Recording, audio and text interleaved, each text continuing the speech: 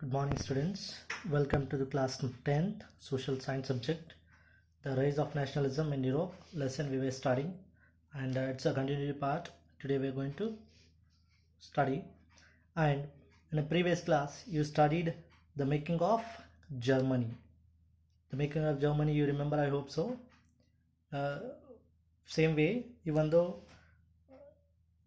like Germany, Italy too had a long history of political fragmentation.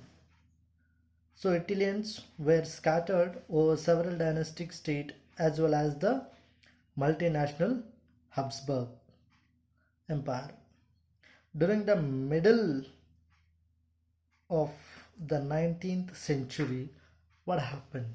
See, the mid 19th century, the whole Italy was just divided like a pizza. It was divided like a bread.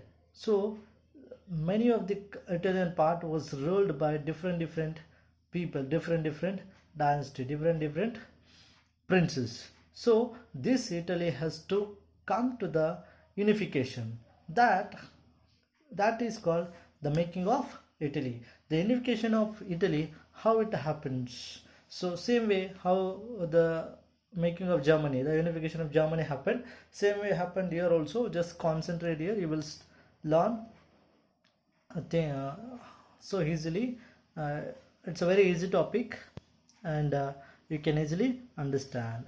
The mid 19th century, see, Sardinia, Piedmont, ruled by an Italian princely states. See, here it is, the whole Italy was divided into many parts. So Italy was divided into 7 states actually, of which only one, Sardinia, Piedmont, was ruled by an Italian princely house or a princely state.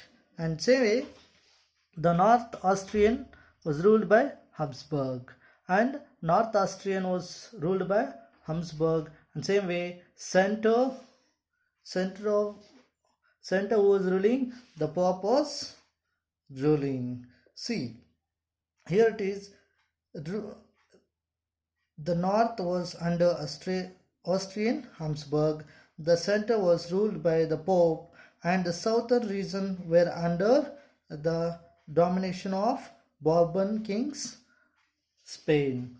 The southern region was under Bourbon king of Spain. Like this, the whole Italy was divided into many parts, like a 7 parts. Even though Italian language not acquired one common form and still had many regional local variation. There were many regional and local variation was there. Even though Italian language not gained one common form. See, everywhere it was occupied by different people, it's ruled by different people. Same way there were many regional and local variation was there, means everywhere, even though in the northern part, different people, different language, different kind of ruling, different lifestyle, and southern region different kind of language, different kind of ruling, different kind of traditional customs and the way of living. Even though they were speaking Italian, it is also had a different kind of form. It doesn't, see here it says, even the Italian language not gained one common form. See, just like how even our Kannada, in Karnataka we speak Kannada, isn't it? Kannada also, it doesn't have a same form.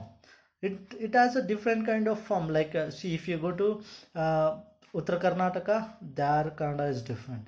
If you go to South Karnataka, their Kannada is different. If you go to Bangalore, they will speak a different kind of Kannada. If you go to Tumkur, Mysore, Mandya, different Kannada you will get. And that you will, if you go to Mangalore, Chikmagalur, Udupi, that side, if you go to different kind of Kannada you will get. So Kannada is same, but it has it doesn't have a common form.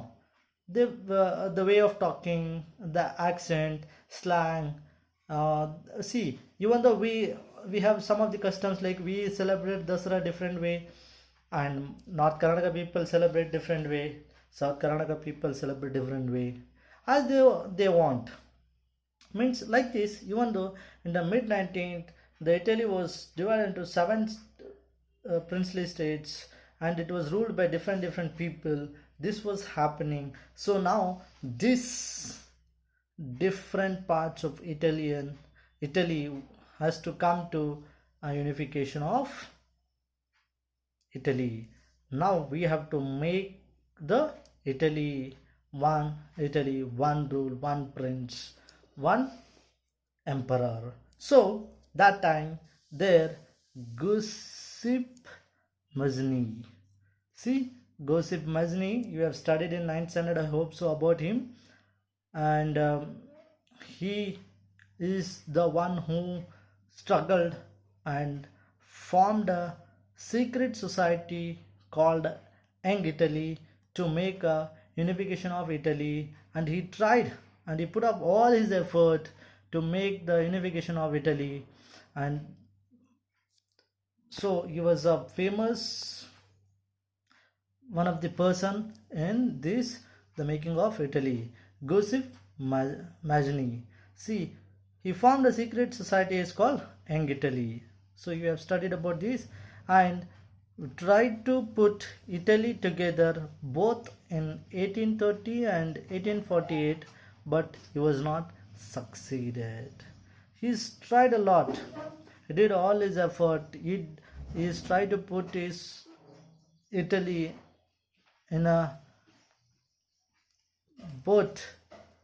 Two times he tried in 1831 and 1848 to make a unification of Italy, but he was not succeeding his way. So when he was not succeed after his after Giuseppe Mazzini, or after his failure, all the responsibility fall on Victor Emmanuel II.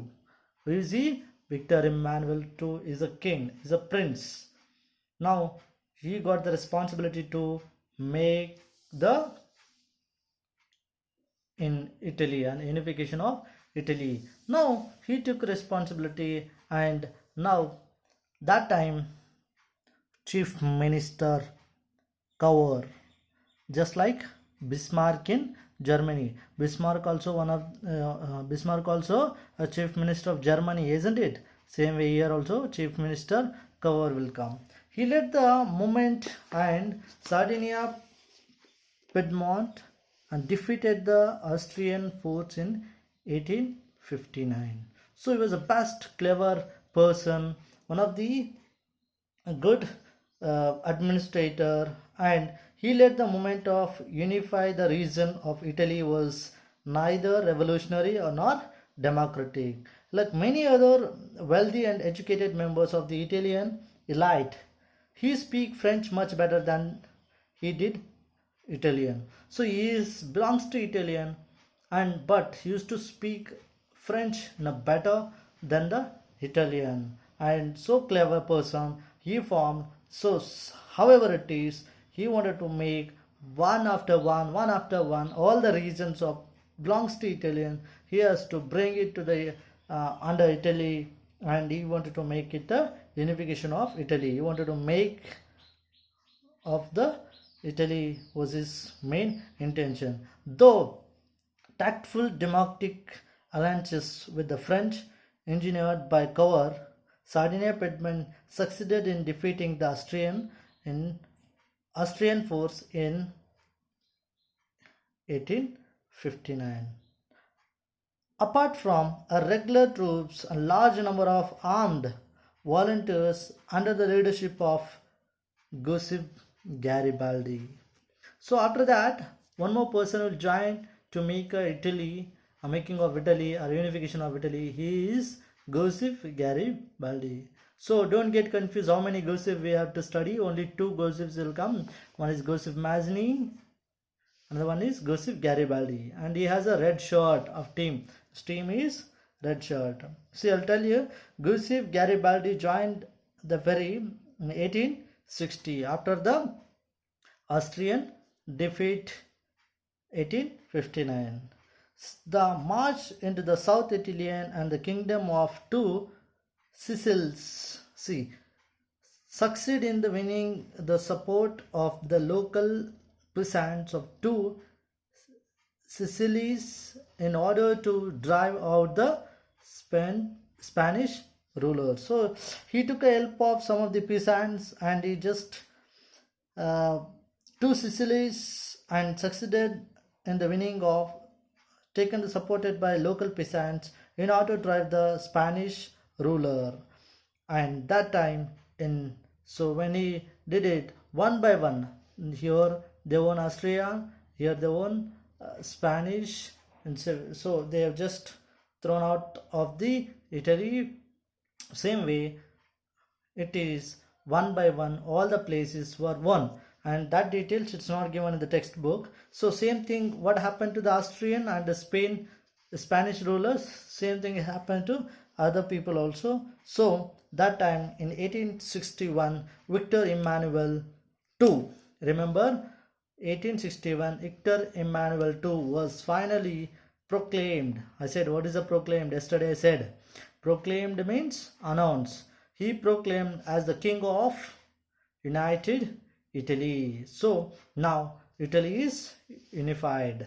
It is now United Italy. So all the Italian speaking people, speaking region, all the regions came under the Italy. Now for that unified Italian, so 1861 Victor Emmanuel II was finally proclaimed, announced as the Emperor of the United Italy.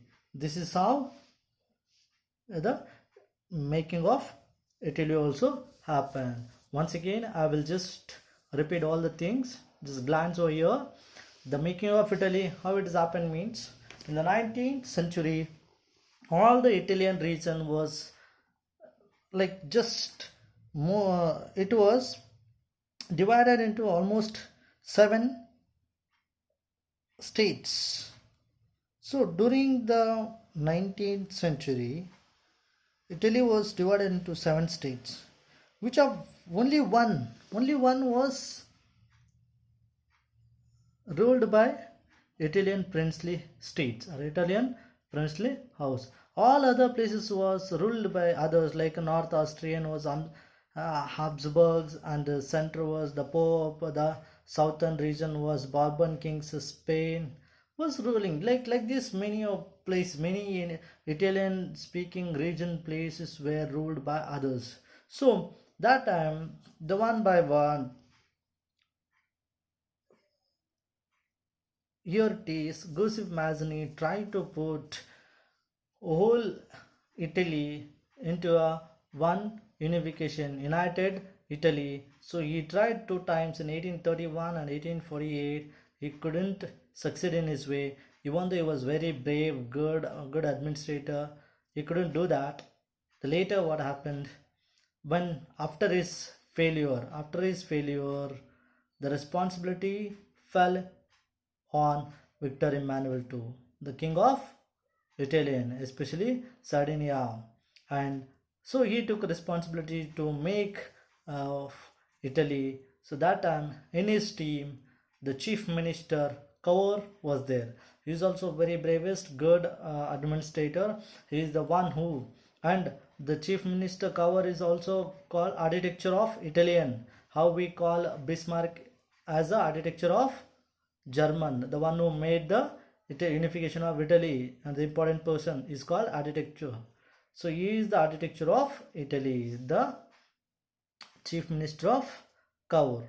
So he led the movement and Sardinia movement and defeated the Austrian force in 1859. That time Joseph Garibaldi enters. He had a red shirt team and he succeeded winning against the uh, Spanish people. He just put out of the place. He took and he succeeded winning and taking the support of local peasants in order to drive out the Spanish ruler.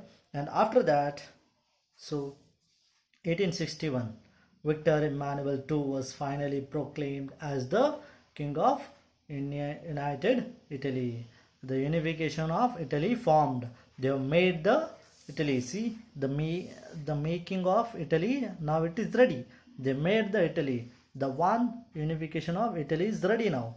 So for that Italy, the large state, they have announced in 1861.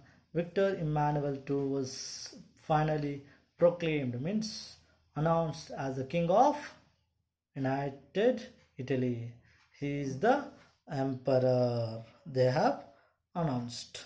This is about fully about the making of Italy. Hope you understood, and keep going and read the textbook. You will understand very well. Thank you.